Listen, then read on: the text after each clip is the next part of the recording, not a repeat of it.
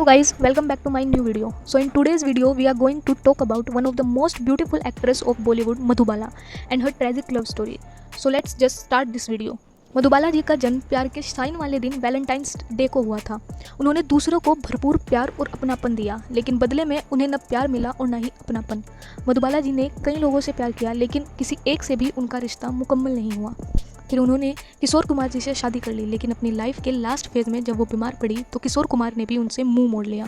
महज 36 ईयर्स की एज में 1969 में मधुबाला जी ने दुनिया को अलविदा कह दिया। चलिए अब बात करते हैं उनकी फर्स्ट लव स्टोरी के बारे में। मधुबाला जी को बहुत कम उम्र में ही जब वो दिल्ली रहती थी तो एक लतीफ़ नाम के शख्स से प्यार हुआ था, जो बाद में एक IAS ऑफिसर भी बने। जब लतीफ़ को पता चला मधुबाला मुंबई शिफ्ट हो रही है तो वो बहुत दुखी हो गए, क्योंकि वो नहीं चाहते थे मधुबाला उनसे दूर जाए। मुंबई जाने से पहले मधुबाला ने उन्हें एक गुलाब दिया था, जिसे उन्होंने पूरी उम्र संभाल कर रखा था। उन्होंने कहा यह भी जाता है कि मधुबाला जी की डेथ के बाद लतीफ़ उनकी डेथ एनिवर्सरी पर उनकी कब्र पर जाया करते थे और उस पर एक गुलाब का फूल रखाते थे। Second love story. 1949 में बॉम्बे टॉकीज़ के बैनर तले फिल्म महल बनी, जिसके डायरेक्टर कमाल अमरोही थे। फिल्म में एक्ट्रेस के लिए मधुबाला जी को कास्ट किया गया था। ये फिल्म बॉक्स ऑफिस पर हिट रही।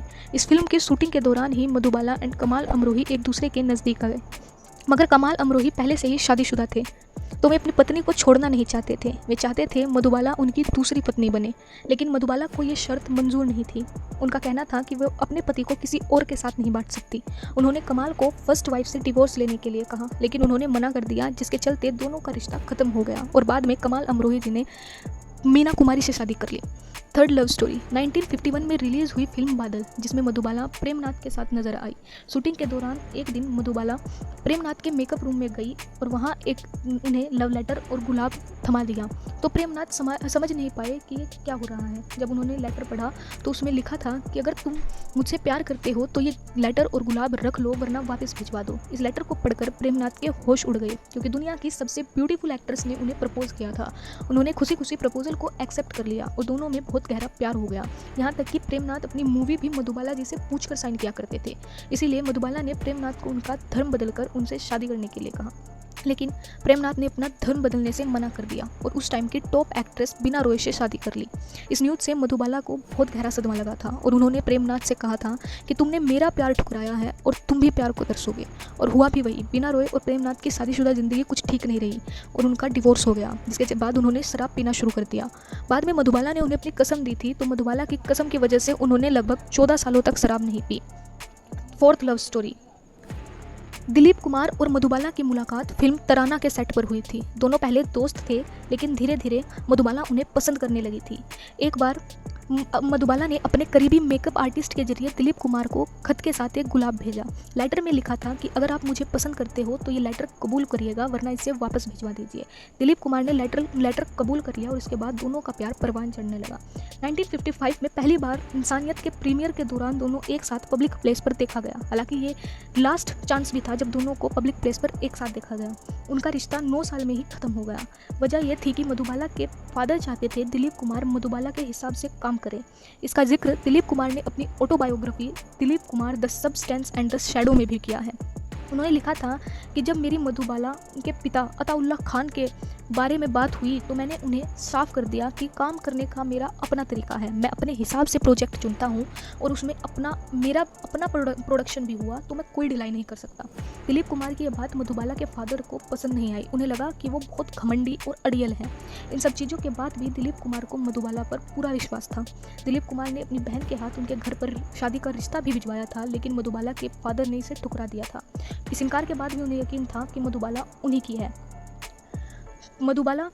उन्होंने एक बार मधुबाला को शादी करने के लिए भी कहा, लेकिन ये सुनकर मधुबाला रोने लगी। मधुबाला अपने फादर की कोई भी बात नहीं टालती थी। इस पर दिलीप कुमार ने कहा था कि अगर आज तुम मेरे साथ नहीं चली तो मैं तुम्हारे पास लौटकर कभी नहीं आऊँगा। हुआ भी वही। उसके बाद वो मधुबाला के पास कभी लौट कर नहीं आए।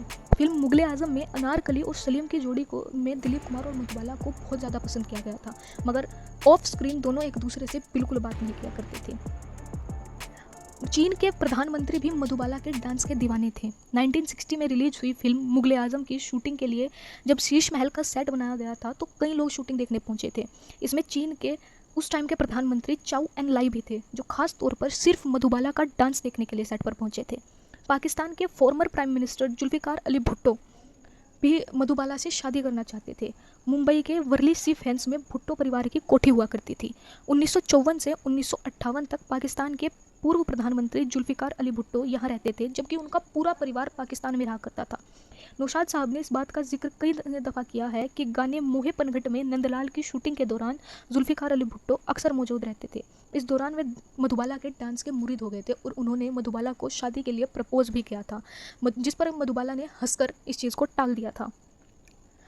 दिलीप कुमार से बिछड़ने के बाद मधुबाला अपनी ज़िंदगी में बिल्कुल अकेली हो गई थी। इधर दिल की बीमारी की वजह से शूटिंग के दौरान उन्हें खून की उल्टियाँ होती थी, लेकिन उन्होंने इन चीज़ों पर गौर नहीं किया। इसी वक्त उनकी मुलाकात हंसमुख इंसान किशोर कुमार से हुई। उनको एक बार फिर से ज़िंदगी जीने और खुश रहने की वजह मिल गई। 1960 में मधुबाला ने किशोर कुमार से शादी कर ली।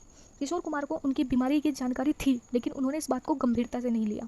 शादी के बाद वे मधुबाला को लेकर लंदन चले गए, जहाँ पता चला कि वो सिर्फ 2 साल ही जीवित रह पाएंगी। जब किशोर कुमार उनके साथ वापस लौटे तो उन्होंने मधुबाला को उनकी बहन और उनके पिता के पास छोड़ दिया और कहा कि मैं मेरे काम की वजह से बहुत बिजी रहता हूँ, तो मैं मधुबाला की अच्छे से केयर नहीं कर पाऊँगा। इसके बाद वे मधुबाला से मिलने आते थे, लेकिन 3-4 महीनों में सिर्फ 1-2 बार ही। जब मधुबाला को अपने हस्बैंड की सबसे ज़्यादा ज़रूरत थी तो वो उनके पास नहीं थे।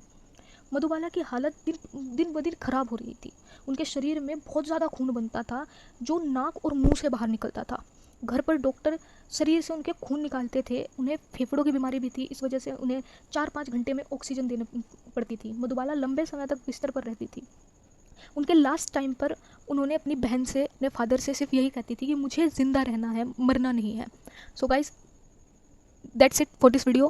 I hope you guys like this video, and if you like this video, please like, share and please subscribe my channel.